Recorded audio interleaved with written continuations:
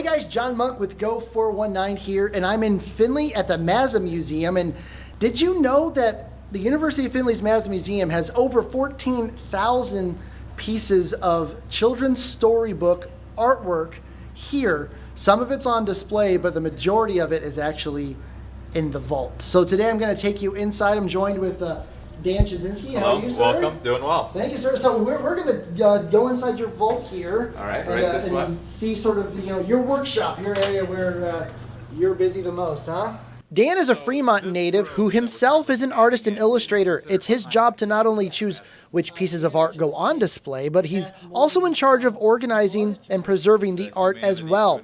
He says about 1,000 new pieces of art come to the Mazza Museum every year. All right, so I see some art on your table here. Obviously, this is stuff you're probably working on immediately? These are brand new pieces. Okay. So this is work by artist Matthew Myers. We have 65 pieces, including a couple Star Wars ones featuring BB-8, which is pretty neat. Cool. Every work of art that comes through has to go through a 50+ step process before it's ready to be in the system. So when you see something like this, 65 pieces, we're looking at over 3,000 steps to make that happen. And I mean, are you digitizing everything? So there's like a digital archive of all the pieces as well?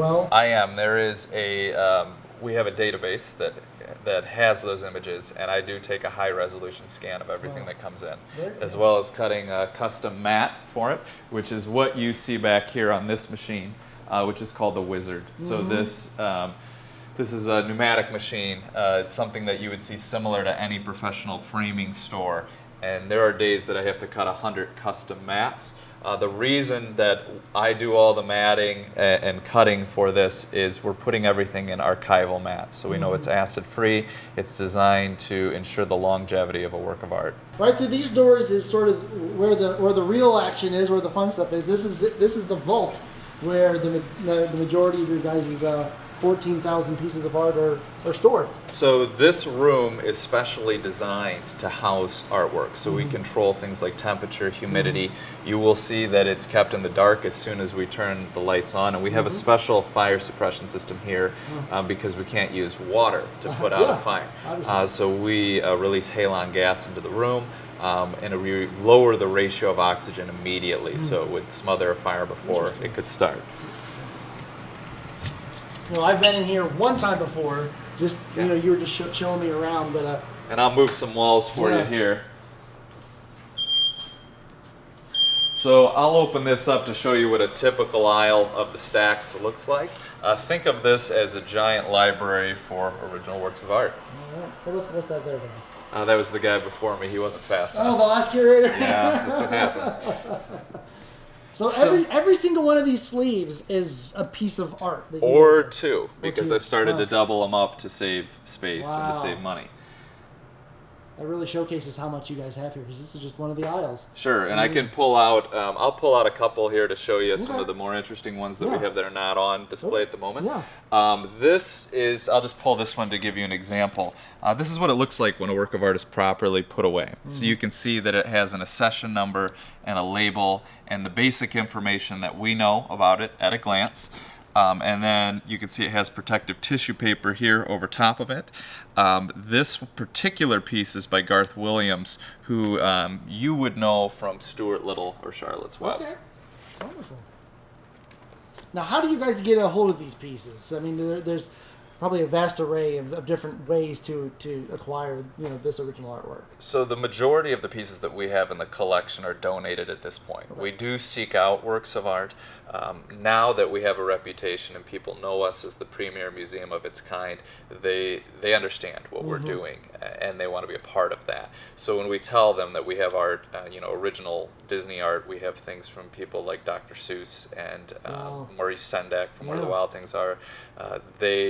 It's an honor for them to be a part of that collection, but also we can ensure that that artwork is not being stored in an attic or in a basement somewhere where there is a very good risk that if something were to happen, like a flood or a fire, that artwork would be lost to history. Because really, you think of a museum, it's showing art, but you guys are also maintaining and archiving it yes. too. Yeah. And most, we're not exceptional in the fact that most of our artwork is off, is not being displayed at Yeah. a given time. Most museums are only showing about 1% of their holdings at a time. All right, so what are some of the most interesting pieces you have? Okay, I think so people will be really we're going to open to one that, two actually, that were two of the first that I tracked down in my role to acquire art as the curator. When I first came to the Mazza Museum, Now, Dan says when he started working as curator of the museum, his goal was to get a hold of a piece from his favorite book as a child, Maurice Sendak, Where the Wild Things Are. now the one that you're about to see here is the most complete of the two. This is probably not a preliminary. This, I would imagine, he did after the book was completed for a friend or a collector. It is unusual that he would have taken the time to hand color this. We do see there are other sketches out there of Max, who is the main character in his famous wolf pajamas, but this one was a pretty special find. Now the next one that I'm about to show you, also from Wild Things, is in my opinion even more exceptional and more rare, because this one is a bona fide preliminary. And fortunately for us, Maurice put some notes on this, so we know, we get a glimpse into his thoughts. So this one says, wild things are fine, just a bit more hair on this guy. Max is improving, but see wicked. So what I think that means is he was trying to make Max look just a bit less mischievous and wicked in that final illustration. And if you look at this one here, and you go back and you look through the book, that is the illustration of Max hanging from the trees with the rest of the wild things, but he closes his eyes in the final. This is the really the silhouette of what went on to become one of the most famous of the wild things. We have a depiction of Max getting ready to lead the wild rumpus, which does not appear this way in the final book, so that's what we would call a variant. And then we do have Maurice's signature, and we have two mysterious stains on here that could either, I joke, they're either his lunch or they could be blood, but either way, we probably have Maurice's DNA in case the technology is ever good enough to clone him And in the future. like that sketch, is that something that he would be sending to like his publisher or someone to sort of proof sort of the final product? It could have been, certainly at that point in his career, because he did win the Caldecott for Wild Things, but he was not considered at that level of fame until after he did that. So it could have been for his own notes. It could have been to show an editor and to get some thoughts. Okay. So not everything that we hold in the vault is from a picture book. Okay. Sometimes we have an opportunity to acquire something that is important in either American history or just the history of narrative, or maybe it has something to do with the Findlay area and it has a tie into picture books. So we're going to walk back this way. The works that I'm about to show you, the story goes back to the 1920s. There was a woman named Madeline Porter from the Findlay area. She wanted to be a cartoonist and an illustrator, and those job opportunities were not in this area. So, and they were few and far between. She moved out to California. She started working out of a small studio with a group of artists. She, at one point, even moved back to Findlay thinking that this wasn't a realistic job opportunity, and then got recalled to Hollywood. The man that made that phone call was Walt Disney. Wow. And she ended up spending 40 years illustrating for him, working on some of the earliest Disney cells.